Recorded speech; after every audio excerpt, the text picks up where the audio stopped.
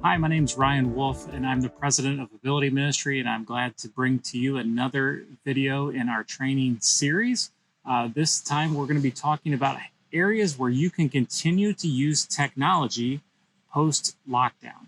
Now, I know it's probably going to be your temptation when churches reopen to kind of take a deep breath and relax and think, oh my goodness, I'm so glad that I don't have to do all those extra things that I was doing before. Many of you probably learned how to use technology for the first time, and you've probably felt overwhelmed.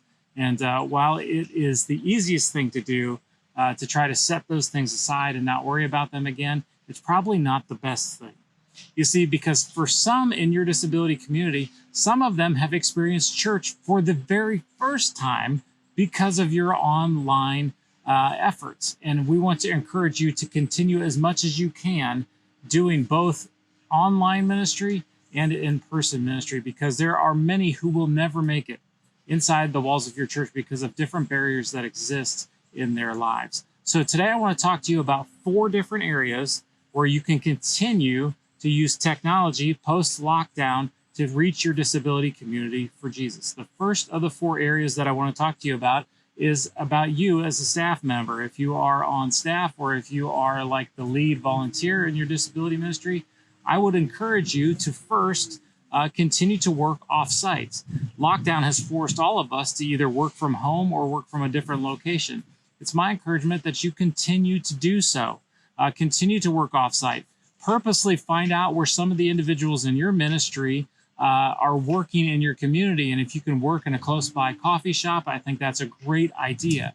Or continue to work off-site at a place like a Panera or a Starbucks or anywhere where you can sit down and schedule meetings with parents or individuals from your ministry to come and have a cup of coffee and make sure that you treat them.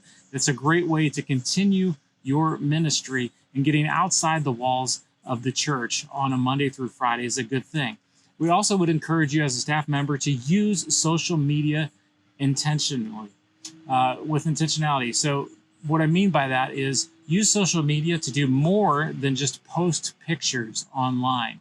Make people aware of different things that you have going on. Use a Bible reading plan that we've created, or different social media graphics that we have used to help you get the message out about disability ministry, about what the Bible believes, and says about disability ministry, what God believes. There's a great different ways that you can use social media intentionally to further your efforts in getting out into the disability community. The second area that I want to encourage you to continue reaching out online and using online and technology post-lockdown is with your volunteers. First of all, you can continue to provide online training. I think one of the amazing things that you can do online is reach more people. I think we're all, if we're honest, when we have in-person volunteer trainings, we don't always get a great percentage of turnout. That's because a lot of people are busy. If you do online training, you can provide them with a link and people can watch it whenever they have time, and they can check back in with you and let you know that they've watched it. So I think that's a good thing for provide online training. Another thing that you can do is keep people connected to people and not to programs. When we're talking about volunteers should not exist to keep our programs going. Volunteers should be primarily connected to the people in your programs, not your programs. So if it's lockdown, if ministry is not happening in your building, volunteers should never have a lack of what to do because they're connected to people. So assign a group of your volunteers to a group of people in your ministry. Encourage them to continue to reaching out using technology, whether it be a phone call, a text message, a message through social media, FaceTime. There's so many different ways that you can use technology to keep your people connected to your people. And that's a great way that volunteers can stay active in ministry. The third area I want to encourage you to continue to use technology post-lockdown is with the families within your ministries. Many of you have probably set up online support groups if you didn't have them already. An online support group is a great place for parents to meet together to share experiences. There's always a parent that's further along in the journey, and there's always a parent that's not as far along in the journey. So an opportunity to both be the learner and the teacher. and supporting each other is such an important thing, whether there is a curriculum or a Bible study or a book study or not, whether it's just support. I think it's an important thing where you as a ministry leader can set up a Zoom meeting and just allow the parents to use that technology to be able to support each other is a great thing. And again, they don't have to worry about childcare and other issues that may come up. Another thing that you can do to use technology post-lockdown with families is providing resources. You as a ministry leader should be a gatherer of information.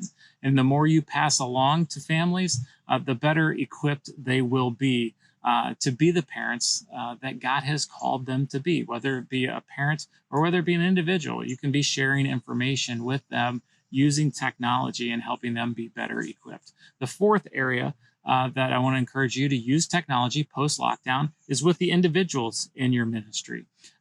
So you can do this by simply through relationship building.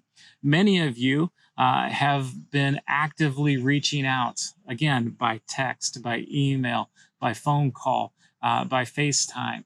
And you've done that on a routine basis to stay in contact with our friends that you haven't been able to meet when churches have been locked down. Please don't stop doing that just because churches are reopening. Some of the most effective things that you can do is that relationship building that happens outside of Sunday morning within the walls of the church. Your ministry becomes real to the individuals that you work with when you take the time to reach out to them outside of Sunday morning. So please don't stop using technology to build relationships with people, however that works best with each individual, because I'm sure each individual is a little bit different. And the next thing I want to encourage you to do, the last thing I want to encourage you to do with technology post-lockdown is to continue online ministry. Again, you've got a sigh of relief because you're kind of wanting to slide back into the way you used to do things. But I want to encourage you to not just do that, okay? Yes, you can go back to doing some of the things you used to do, but don't stop meeting online. Again, many people won't be coming back to church in these first few waves of reopening. So it's vital that you continue to meet online. And if you're not sure what to do in your online meetings, we have created free video-driven curriculum that you can use with your groups that can be perfectly used in Zoom and Facebook Live type environments. You can download those free from our store at abilityministry.com. So we'd encourage you to take a look at those. We even have a training video and a sample schedule on how you can go about doing that if you're not comfortable with doing that. So I would encourage you, don't stop doing things with technology to reach out to your disability community, to equip people, to encourage people. It's important that you keep doing those things post-lockdown, and it will help you have a healthy and strong ministry. So don't give up on technology just because churches are reopening.